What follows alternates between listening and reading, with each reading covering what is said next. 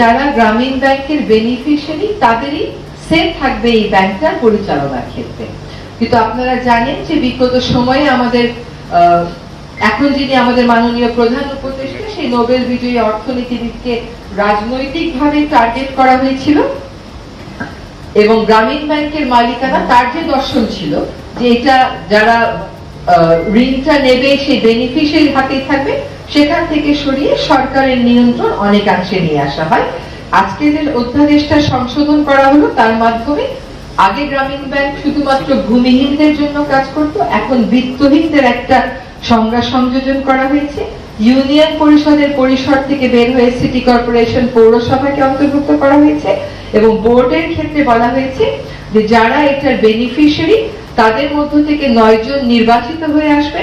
এই 9 জনের মধ্য থেকে আবার 3 জন মনোনীত হবে এবং তাদের মধ্য থেকে একজন চেয়ারম্যান নিযুক্ত হবে। এখানে আরেকটা বিষয় এসে তা হচ্ছে পরিশোধিত মূলধন আগে ছিল সরকার 25% আর যারা বেনিফিশিয়ারি তারা 75%, এখন হয়ে গেছে 10% এবং 90%। এবার গ্রামীণ ব্যাংক ইউনিয়নের পরে সিটি কর্পোরেশন পর্যায়ে লোন দিবে, এ নিয়ে নতুন তথ্য দিলেন এবং পরিচালনা পর্ষদ কিভাবে চলবে জানালেন উপদেষ্টা রেজওয়ানা হাসান। ভিডিওটি ভালো লাগলে চ্যানেলটি সাবস্ক্রাইব করুন। ধন্যবাদ। আসসালাম।